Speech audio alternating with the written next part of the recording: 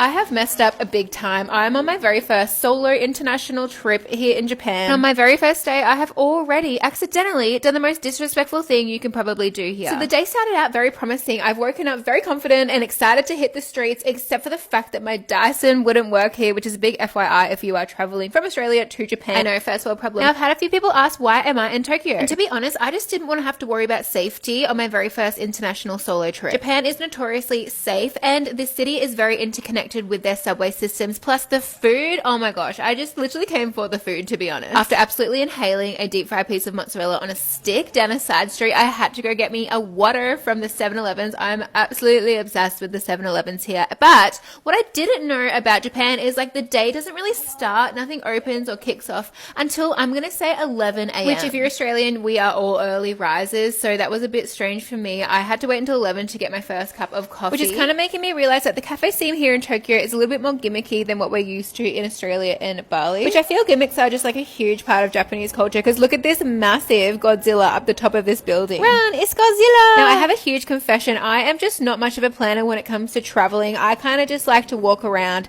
see where the day takes me, and take in all the sights. Call it lazy girl traveling, I don't even care. But there is one thing about me, and that is I will eat absolutely anything and everything. If there's something weird and wacky in front of me, I will put it in my mouth, because I am a huge believer that you have to risk the bad meals to find the phenomenal ones. So after hours of rolling around Shinjuku, which is the area that I'm staying in, it's now the afternoon and I am a little sleepy baby. Oh my god, my eyes can like not take in another neon light or a Japanese symbol. But I have to fight through, because I have booked myself, yes, the one thing I actually booked, I've booked myself a 22-course dinner tonight, where the chef tells you and makes for you whatever they want. Now this is where I do the most disrespectful thing that you can probably do in accordance to Japanese culture. I travel all the way to Shibuya for this reservation, and they tell me that I have rocked up at the wrong location, which means I have to take half an hour to race back across town to Shinjuku for my actual reservation. I rock up half an hour late, and oh my gosh, they are so cold to me, which honestly, fair, I deserve it. I just like kind of made a dumb mistake, which is just something that you should not do in Japan. But the meal was very interesting. As I said, 22 courses. I'm going to make a whole new video about it, because there's just a lot to unpack, and I just was not expecting it. I wrap up and I'm rolling through Shinjuku's red light district, which is absolutely bussin' on a Friday night. Oh my god, there were so many people here. It was so much fun. Everyone was out and enjoying themselves, but I'm so full, so I get some water and go to bed. Now come back tomorrow, because I'm going vintage shopping here in Tokyo, plus hitting a big food tour and going to the bar district Golden Guy. Okay, bye!